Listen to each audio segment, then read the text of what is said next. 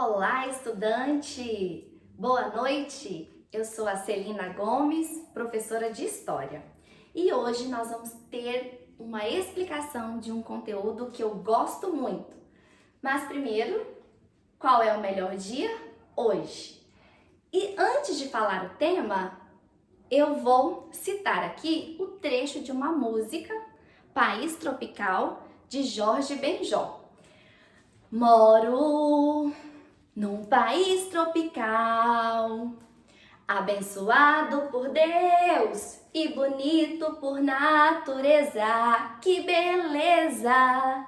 Estou falando do nosso território Brasil. O tema da nossa aula, então, é sobre colonização portuguesa. Então, vem comigo, estudante. Brasil colônia. Professora, Brasil colônia. Os portugueses não chegaram em 1500? 21 de abril de 1500? Sim, chegaram. Mas esse período de 1500, eles chegam e nós chamamos esse período de pré-colonial. Porque os portugueses, eles de fato não se interessaram pelo Brasil. Porque não encontraram, no primeiro momento, os metais preciosos, o ouro, tão sonhado pelos portugueses. Então, eles só ficaram acompanhando o desenvolvimento, ficaram na extração do pau-brasil, mas de fato não efetivaram a colonização. Com a chegada de outros países também interessados no território brasileiro, aí sim Portugal disse, não, eu tenho que colonizar. E para colonizar, eu preciso administrar. Então, esse período aqui, ó, Brasil colônia, em 1530, é quando de fato os portugueses vão se interessar pelo território brasileiro e vão organizar as formas de administrações. E de 1530 até 1808 é quando vai ficar essas administrações, o que nós chamamos de governo geral, vice-reis. Porque em 1808, quando a família real chega ao Brasil e fica até 1822, a família real mesmo vai administrar o território, tanto no Brasil inteiro. E em 1822 vai ser a proclamação da nossa independência. Então, veja bem, quando os portugueses resolveram colonizar o território, eles tiveram que enviar uma expedição. E essa primeira expedição, ela foi chefiada por Martim Afonso de Souza. Martim Afonso de Souza chegou no território brasileiro, começou a administrar e fundou a primeira vila, chamada de Vila de São Vicente. Martim Afonso percebeu a grandeza do território brasileiro e nisso, juntamente com o governo de Portugal, resolveu administrar utilizando esse sistema aqui, chamado de capitanias hereditárias. Era um sistema que iria ser administrado no litoral brasileiro. Contudo, esse sistema de capitanias hereditárias, que dividiu o Brasil em 15 lotes, em 15 faixas, e deu para cada donatário desenvolver essa faixa de terra, não deu muito certo. Apenas duas dessas capitanias conseguiram desenvolver. Uma, que foi em São Vicente, em São Paulo, e a outra que foi em Pernambuco, no Recife. Essas duas capitanias que desenvolveram, elas tinham características que eram voltadas para as questões econômicas, inclusive a questão do solo, do clima, e por isso elas conseguiram prosperar. Mas esse sistema sendo um fracasso de 15, apenas duas desenvolver, o governo português pensou, Dom João, eu tenho que conseguir uma outra forma de administrar o Brasil.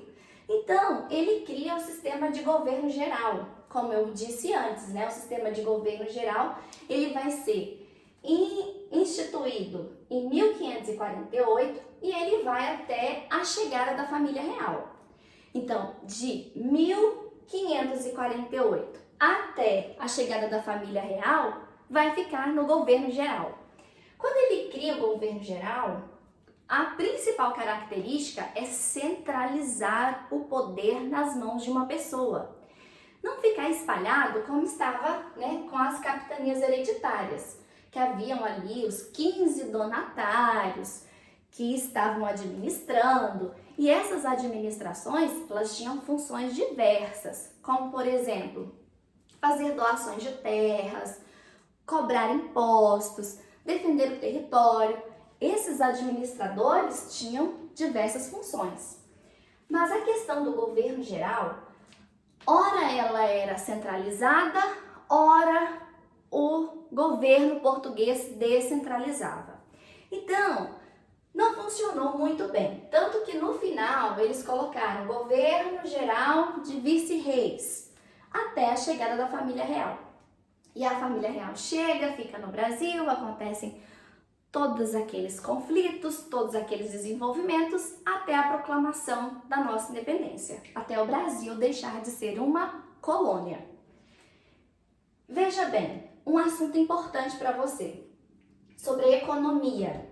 A economia, a gente costuma falar assim, o Brasil, ele cultivou cana em determinado período, depois a pecuária, depois a mineração. Tá certo isso. Depois vem o café, também importante, mas não faz parte do Brasil colônia. Mas veja bem, além dessas principais atividades, da cana-de-açúcar, da pecuária, da mineração, haviam outras atividades, principalmente para o desenvolvimento interno da colônia, como o cultivo do algodão, do tabaco, continuaram a extração de madeira, cultivo de mandioca. Essas atividades ajudavam ali no desenvolvimento da colônia. E outro fator importante que eu não falei foi da questão das capitais do Brasil. Quando fundou o governo geral, nós tivemos ali a primeira capital do Brasil, que foi Salvador, que fica na Bahia. No ano de 1763, ocorreu, de fato, a transferência dessa capital, de Salvador para o Rio de Janeiro, por motivos principalmente econômicos, pela questão ali do escoamento do ouro, porque nesse período a principal atividade era a mineração. E depois, a capital do Brasil, de 1763 até 1960, passou a ser Brasília, a capital do Brasil, e é até os dias atuais. Contudo, em 1960, nós não estávamos mais no Brasil colônia, Brasil república, tá bom?